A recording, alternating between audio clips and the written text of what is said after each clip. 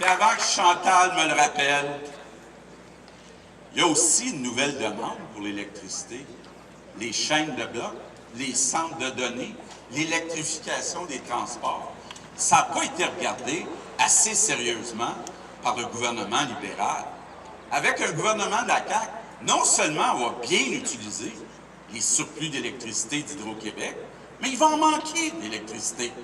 Hein? Une fois qu'on va avoir signé tous nos contrats d'exportation, là, on va pouvoir, c'est dans cet ordre-là qu'il faut travailler, signe des contrats à long terme pour vendre notre électricité, puis ensuite, on peut réaliser des projets en efficacité énergétique, en éolien, des barrages. C'est dans cet ordre-là qu'il faut travailler. Et quelle belle occasion, quand on parle de créer des emplois payants, on parle de créer des dizaines de milliers d'emplois bien payés. Donc, M. Couillard pense que l'hydroélectricité, c'est l'affaire d'un siècle passé, mais moi, je pense que l'hydroélectricité, c'est l'affaire du siècle.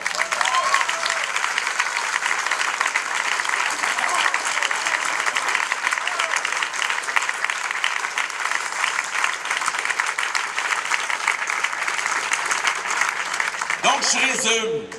Éducation, innovation, diversification des exportations, énergie propre. La nation québécoise a tous les atouts pour devenir plus riche. Ayons de l'ambition. À la CAQ, là, je vois des gens qui ont de l'ambition. Faire plus pour enrichir le Québec. La CAQ a une vision économique, une vision à long terme qu'on propose aux Québécois. Et créer de la richesse, là, je veux bien le préciser, c'est pas une fin en soi, mais c'est un moyen incontournable. Un moyen incontournable pour mieux s'occuper de nos enfants, pour mieux s'occuper de nos aînés. Je vois Marguerite François, on a besoin d'argent, puis pour mieux remettre de l'argent dans le portefeuille des familles, de la classe moyenne, qui en ont bien besoin. Puis contrairement à nos adversaires, nous, on pense que c'est possible et de bien financer nos services et de remettre de l'argent dans le portefeuille des Québécois. Puis, parlant de portefeuille, bien, on a déjà annoncé une baisse de taxes scolaires. J'ai très hâte d'annoncer les autres engagements. Il faut s'en garder un petit peu pour les prochaines semaines. Mais je peux vous dire une chose, comptez sur moi, on va remettre de l'argent dans le portefeuille des Québécois. Ça, c'est très clair.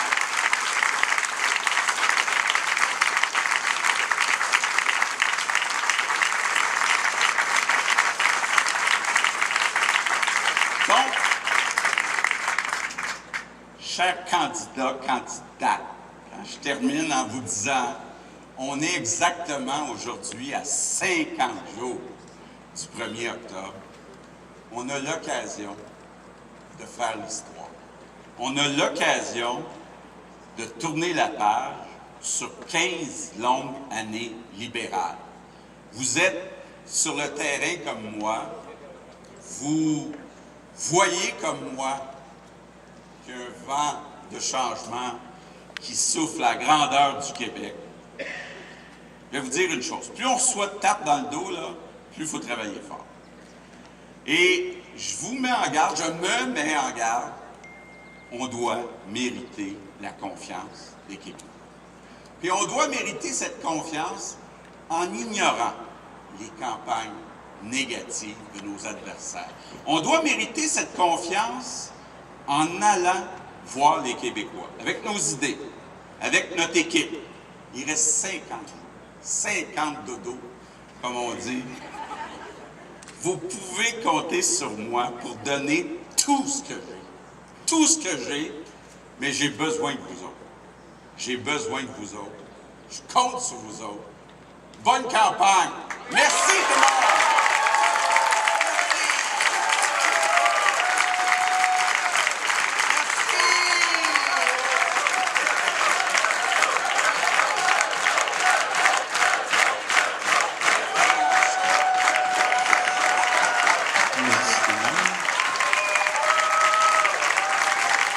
Nous allons maintenant passer à la période de questions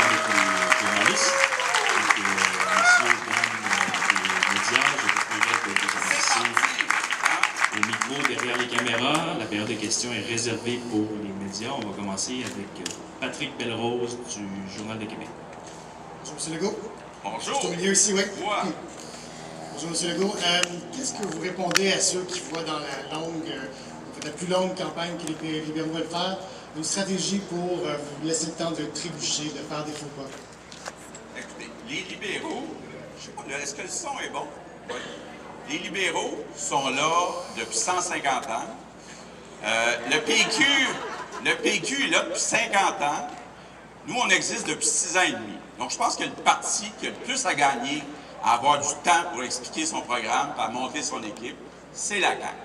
Donc, moi, plus on a de temps, plus je suis content. Donc, commençons aujourd'hui. Tantôt, vous avez dit que tous les comtés sont prenables, tout le Québec est prenable. Je sais que vous ne voulez pas paraître présomptueux, mais est-ce que vous êtes en train de dire qu'on pourrait voir un raz-de-marée de la CAQ le 1er octobre? Bien, vous l'avez dit, je ne veux pas être présomptueux, je suis confiant, je prends rien pour acquis, mais on sent le vent, là. J'ai fait à peu près toutes les régions dans les derniers mois et ça lève partout. Donc, ça pourrait arriver, mais on va travailler fort, on va le mériter. Il reste 50 jours qu'on va travailler fort. Ça peut changer vite en politique, donc il ne faut rien prendre pour acquis. Donc, pour vous, l'ouest de l'île, la Gaspésie, la Côte-Nord, tout ça, c'est possible? Actuellement, il y a une ouverture partout. On sent un vent de changement qui est là, puis qui peut se concrétiser. Je suis confiant que ça se concrétise le 1er octobre, mais je ne veux rien prendre pour acquis. Alain Laforêt, TVA, je vais vous demander si c'est possible de limiter à une question et une sous-question, puisqu'on est un peu limité dans le temps. Merci. Et qu'il fait chaud. Mais on se plaindra pas, on a un bel été. Monsieur Legault? Oui? Monsieur Dame? Votre pire ennemi, c'est quoi? Pire ennemi? Bien, de prendre les choses pour acquises. Donc, bon, c'est sûr, quand on regarde les sondages, ça s'annonce comme une lutte à deux, donc on pourrait dire que ce sont les libéraux, mais ils ne sont pas comptés pour battus, il ne faut pas être compté pour battus, les péquistes, donc pour rien prendre pour acquis. C'est ça, l'ennemi qui nous guette, ce serait d'être trop confiant. Une longue campagne, ça peut nous faire trébucher. Avez-vous peur de ça? Bien, moi j'ai l'impression qu'on est en campagne depuis le mois de janvier. Je pense qu'on n'a pas trop trébuché depuis le mois de janvier, donc je suis confiant. Je pense que les gens qui ont décidé de joindre la CAQ savent qu'on a 3 grandes priorités, l'éducation, l'économie, la santé, qu'on a des propositions très concrètes dans ces 3 domaines-là. Ils adhèrent à ces propositions-là. Donc, je pense qu'il y a beaucoup de cohésion dans l'équipe. Et donc, je pense que ça va bien aller. Vous avez fait un discours économique. Vous parlez d'ouvrir les marchés. Actuellement, il y a l'entente transpacifique, il y a l'entente européenne, il y a l'entente sur l'ALENA qui tire de l'aile. Vous voulez faire quoi de plus, M. Legault? Regardez, Philippe Couillard, en 4 ans, n'a pas réussi à réduire notre dépendance au marché américain. Quand on regarde toutes les exportations internationales du Québec, on était à 70 % quand Philippe Couillard est arrivé. On est rendu à 71 %. Il faut réduire ça. Il faut être capable d'exporter plus. On a des déficits commerciaux avec l'Europe, avec l'Asie, avec l'Amérique latine. C'est là qu'il faut travailler. On ne peut pas mettre tous nos œufs dans le panier américain. Il me semble que c'est une évidence. Mais M. Couillard peut bien aujourd'hui faire des discours. Il reste que lui est là depuis 4 ans et il n'a rien fait pendant ces 4 années. Mais ces ententes-là viennent d'être signées, M. Legault. Entre autres avec l'Europe, le Transpacifique, ça vient d'être dit. Vous allez faire quoi? Plus ouvrir d'autres marchés? Lesquels? Bon. D'abord, on n'a pas nécessairement, on n'aurait pas eu besoin d'attendre, par exemple, l'entente avec l'Europe pour commencer à travailler sur notre déficit commercial avec l'Allemagne. On a un gros déficit commercial avec l'Allemagne. On a un gros déficit commercial avec l'Italie. On n'a pas besoin d'attendre. Pourquoi ces pays-là exportent plus leurs produits au Québec que nous, on exporte chez eux? On n'avait pas besoin des ententes. Les ententes, ça vient faciliter le travail. Mais on avait du travail à faire depuis longtemps. L'Asie ne vient pas de découvrir, j'espère, que l'Asie, avec la Chine Pilène, c'est des marchés extraordinaires. Mais pourquoi on a des gros déficits commerciaux avec l'Asie? Il faut y travailler plus fort, il faut être concret, il faut regarder ça entreprise par entreprise, aller voir comment on peut aider à trouver plus de clients dans ces pays-là. Le travail n'a pas été fait dans les dernières années. Le seul pays avec qui on a un surplus, c'est les États-Unis. Bonjour à tous, bonjour M. Legault. Bonjour. Je vous demanderais d'être sincère et de sortir de la cassette. Je suis toujours sincère. On vous entend dire que vous ne prenez rien pour acquis, à part prendre les choses pour acquises. Quels sont les risques d'une plus longue campagne électorale pour la CAQ? Bien, écoutez, moi, je pense que plus les gens vont connaître la CAQ, plus les gens vont connaître l'équipe de la CAQ. Quels sont les risques, M. Legault? Quels sont les risques d'une plus longue campagne? Bien, écoutez, les risques, là, c'est qu'il y ait un manque de cohésion, mais il n'y en a pas de problème de cohésion. On l'a vu, là, prenez les libéraux cette semaine. Il y a un ministre qui dit qu'il veut fermer l'endroit où on vend du pot qui est près des collèges. L'autre dit qu'il ne veut pas fermer. Il veut dire, eux autres sont déjà en train de se préparer une course au leadership. Moi, je ne sens pas ça à la CAQ.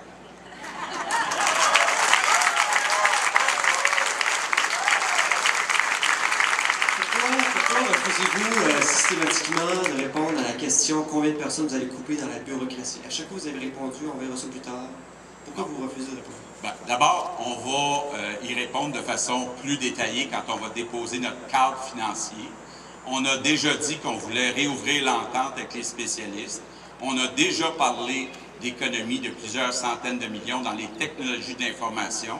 J'ai déjà dit qu'on est en train d'examiner le nombre de postes dans la bureaucratie, pas dans les services, de voir est-ce que par attrition, on pourrait réduire le nombre de postes. C'est combien? Ça sera en campagne électorale. Écoutez, on est à 50 jours de l'élection. Déjà, vous avez une bonne partie de notre programme, mais on s'en garde. C'est dans notre cadre financier. Je ne veux pas vous livrer mon cadre financier aujourd'hui. Bonjour, M. Bonjour. Bonjour à tous. Vous parlez d'augmenter les exportations d'hydroélectricité aux États-Unis pour remplacer le charbon, mais aux dernières nouvelles, l'administration Trump ramène le charbon. Bien, il y a un argument qui est très fort, à mon avis, même avec Donald Trump, c'est le coût, le prix. Quand on regarde le coût de nos barrages, quand on regarde le coût du transport d'électricité, quand on regarde le coût de leurs usines au charbon ou au gaz, il y aurait toute une économie pour les citoyens. J'inclus dans les citoyens américains les entreprises américaines. Donc, pour améliorer leur productivité, il y aurait intérêt à faire plus affaires avec le Québec. Déjà, Hydro-Québec est en train de négocier 2 gros contrats. Il y en a un qui va bien là, avec le Massachusetts, il y en a un autre avec New York. Si on arrive à conclure ces 2 contrats-là, il n'y en aura plus de surplus. Mais là, on n'arrête pas là. Nous, on est ouverts à ce qu'il y ait plus de production, une fois qu'on aura signé des contrats d'exportation. Mais il faut être beaucoup plus agressif pour augmenter nos exportations à l'extérieur du Québec. Vous allez être capable de convaincre Donald Trump avec l'argument du coût? Si on dit, d'abord, il y a une partie de la décision qui est dans les mains des gouverneurs des États, que ce soit le New Hampshire, New Jersey, New York. Il y a des gens qui vont décider de convaincre Donald Trump. Mais moi, je pense que si on est capable, si c'était seulement un argument environnemental, peut-être qu'on pourrait se buter au fait que Donald Trump attache moins d'importance à l'environnement. Mais quand on arrive avec un argument de coût, de dire on peut vous offrir des tarifs d'électricité plus bas que ce que vous payez actuellement, je trouve que c'est un bon argument qui n'a pas été assez utilisé. Depuis quelques jours, avez-vous réfléchi davantage à la possibilité d'aller au sommet de la francophonie? Je ne veux pas réfléchir à ce qui va se passer après le 1er octobre. Je sais que vous voulez savoir quelle date je vais annoncer mon conseil des ministres, quand est-ce que la Chambre va se réunir, quand est-ce que je vais aller en Arménie. Oui, c'est important d'aller en Arménie, mais je ne veux pas commencer à penser à ça. Sincèrement, là, je veux me concentrer sur une seule chose d'ici le 1er octobre, gagner un gouvernement majoritaire de la CAQ. C'est tout ce que je veux. Qu'est-ce que vous avez pré-campagne? Bien, écoutez, je pense que je vous vois sur Twitter.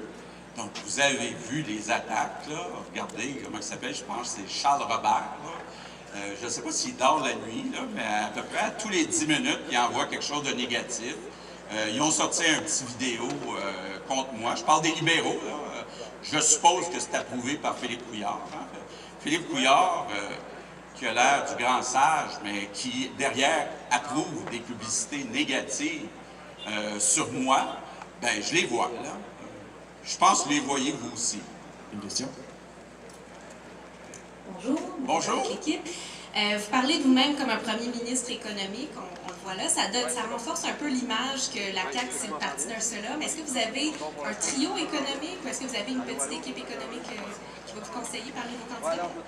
Écoutez, moi, je vous invite à aller relire, si vous ne l'avez pas encore fait, le CV des 95 candidats ou 98 candidats en avant. Là.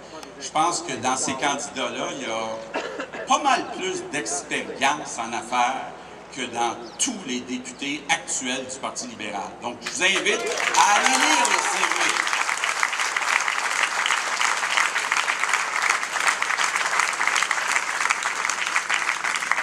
Donc, vous l'avez dit, le 1er octobre, c'est dans 50 dodo. C'est long. Est-ce que vous avez hâte que ce soit fini?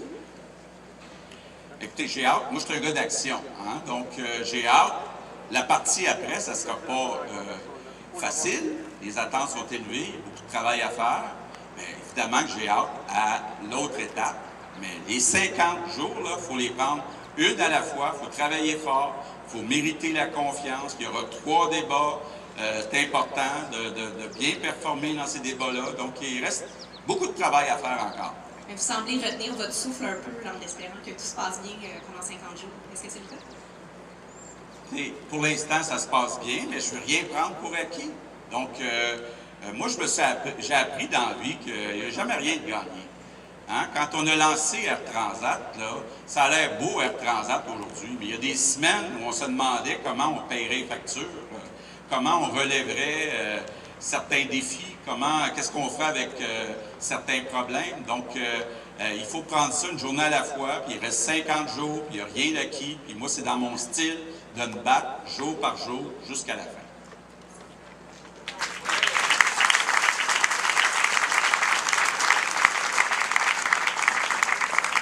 Oui, bonjour, M. Legault. Marco Bellassino du Devoir. Vous avez répondu à la question de ma collègue Caroline en disant tantôt, je ne veux pas réfléchir à ce qui va se passer après le 1er octobre. Vous êtes meneur dans les sondages, M. Legault. J'imagine qu'il y a quelqu'un chez vous qui prépare les premiers jours d'un éventuel gouvernement caquiste. Oui, il y a quelqu'un qui, effectivement, prépare cette éventualité, parce que ça serait irresponsable de ne pas le faire. Mais moi, personnellement, toutes mes énergies sont à travailler à gagner le 1er octobre.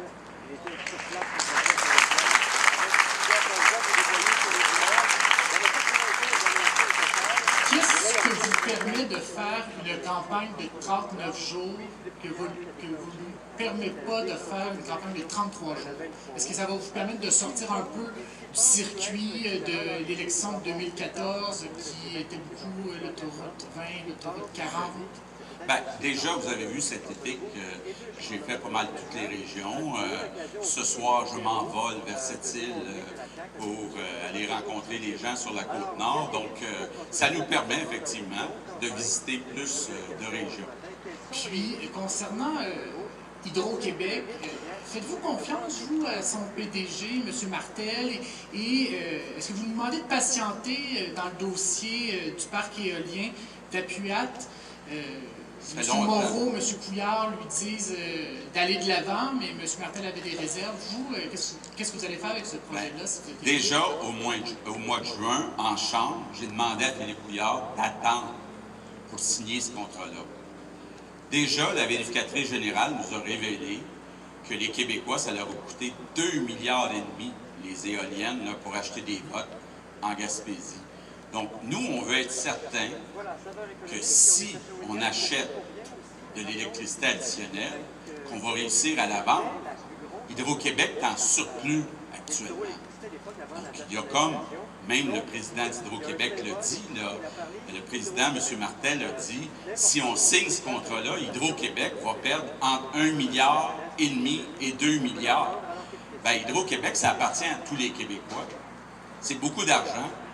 Donc, moi, je préférais, je demande à Philippe Couillard, il reste 50 jours, est-ce qu'il peut attendre 50 jours pour signer ce contrat-là? Donc, vous n'allez pas le signer, le contrat, je comprends bien. Moi, ce que je dis, c'est que je veux prendre le temps de le regarder, je veux prendre le temps de signer des contrats de vente.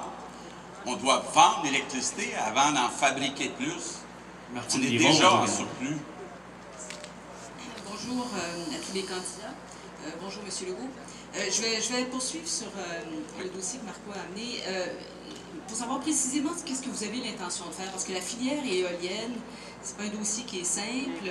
Vous êtes déjà prononcé là-dessus. En plus, ça touche les relations avec les communautés autochtones. Est-ce que vous êtes favorable à ce type de projet-là?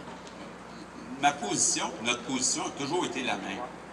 Nous, on est ouverts à de l'éolien, à de l'efficacité énergétique, à des nouveaux barrages.